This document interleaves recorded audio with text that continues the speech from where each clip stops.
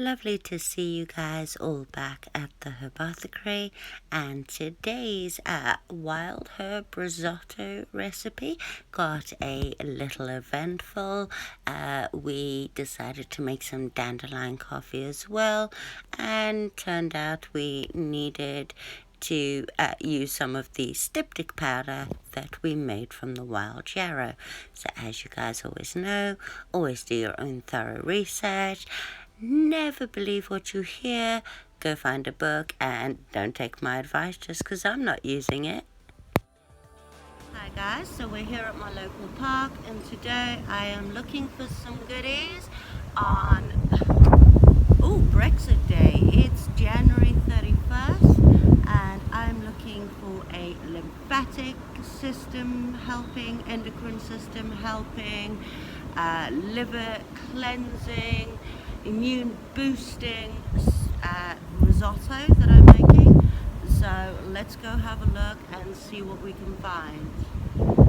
Now, as you all know, I am not medically trained or trained in ethnobotany. I just own a really, really good guidebook and love getting out in nature and learning more about Mother Earth's free chemist. I came across lots of bits on my forage today. I've labeled lots, including the ones that we've used in our recipes today. But if you guys would like to post your bits underneath and what you use these unknown or anonymous herbs for, it would be great to hear what you guys do with them. But first on our list is this goosegrass or sticky willy, it's also known as, or cleavers, I believe. And as much as you'd like to say that you found it, the truth is it finds you, as it sticks to absolutely everything. We're also going to grab some of this chickweed, and remember, only take as much as you need. I was hoping to find some wild garlic, however that wasn't on my list. I did come across a rather healthy dandelion. This one's quite large and it's already started to flower, so I found some smaller ones as they were putting all of their energy into the roots. So we got some nice roots, and I will harvest the young leaves and turn them into capsules and add them in with my risotto. And I will harvest these roots, and we're gonna make coffee today. So a coffee substitute without caffeine from dandelion root. Now, dandelions are not only high in potassium, calcium, and vitamin K, they also promote the natural production of a antioxidant in the system called glutathione that supports the liver and cleansing of the liver, removing fluid retention, very much like milk thistle. And it also helps regulate blood sugars, so is good for type 2 diabetics. And the liver cleansing properties also help with things like heavy metal toxicity. Once I've removed all the side roots, I like to run a finger or a nail across them and remove all the bumpy bits, and then just give them a really good chop. Stick them on a baking sheet and pop them in the oven until they are dark brown and ready to grind. And while they're in the oven, we will get on to the rest of our ingredients. First on our list was the nettles or stinging nettles with their heart-shaped sting-covered leaves. They are a powerhouse of nutrients including vitamin K, A, C, D, E, iron, calcium, zinc, magnesium. They're immune boosting, energy boosting. They help your endocrine system, your hormonal system, even believed to help regulate diabetes and thyroid. And a prophylactic use of nettles is believed to have a anti-inflammatory and antihistamine effect for those that suffer from seasonal asthma and things like that. So what we're going to do is we're going to give them a crush just to remove the stings from them. Pop them in our bowl, and we're just going to give them a rough chop because they're going to reduce down while we're cooking. and any heat, even the slightest heat, removes the stings. So if you'd like to eat them out in the wild, just holding them above an open flame will kill those stings, and then you'll be able to touch them without being stung.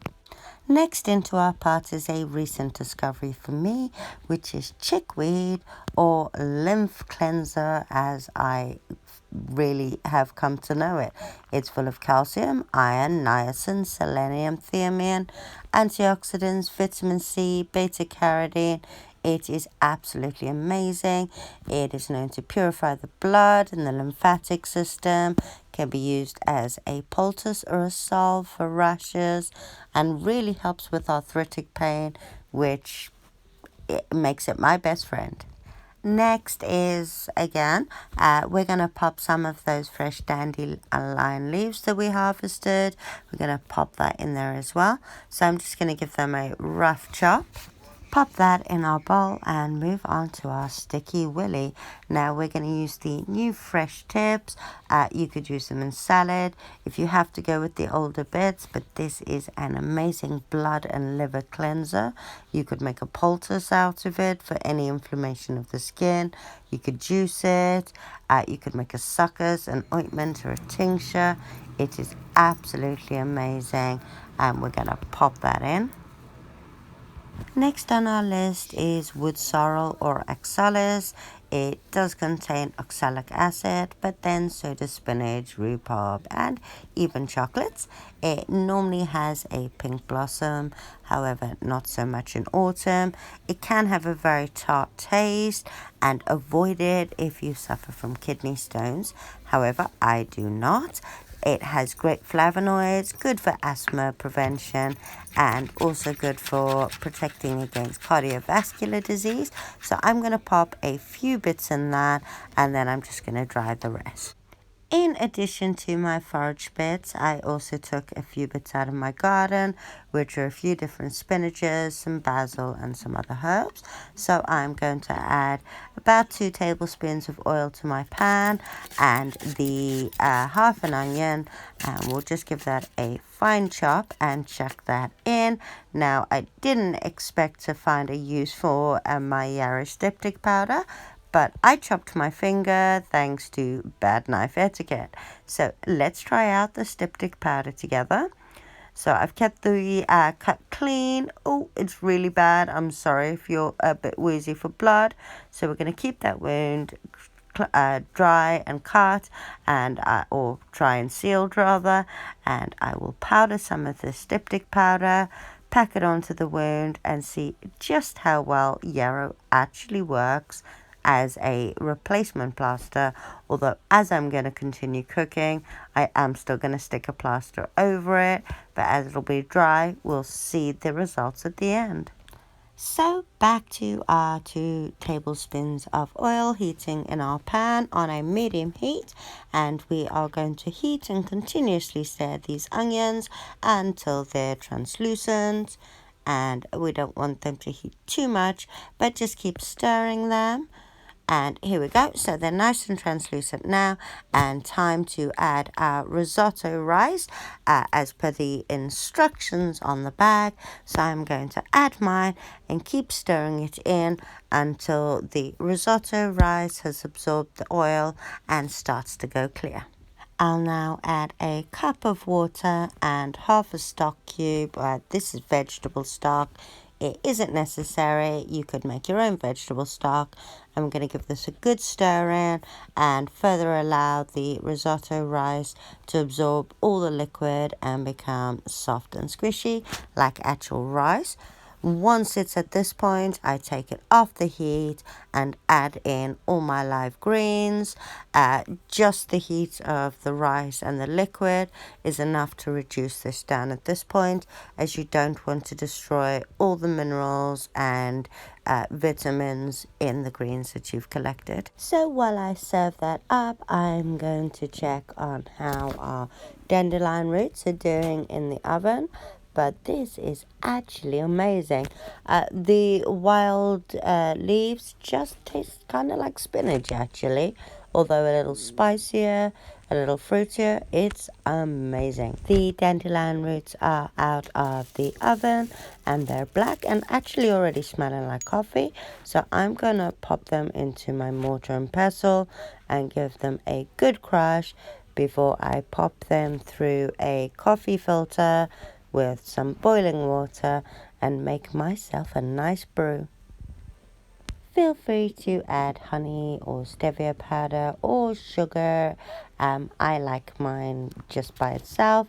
So we're going to pop this water through and allow it to steep, as it were, or settle or drip through, and then enjoy our dandelion coffee, caffeine-free alternative. And as I am quite the coffee snob, I can tell you that this one actually does taste a lot like coffee. Quite happy. So now let's see if that styptic powder helped. We're going to take off the bandage. And oh yeah, it was bleeding quite a bit still. But let's pull off that excess leaves. But as you can see, it's definitely stopped bleeding. I'll leave that on for another hour or so before I wash it off. Thank you guys for coming back. Today was definitely an interesting day at the herbothecary.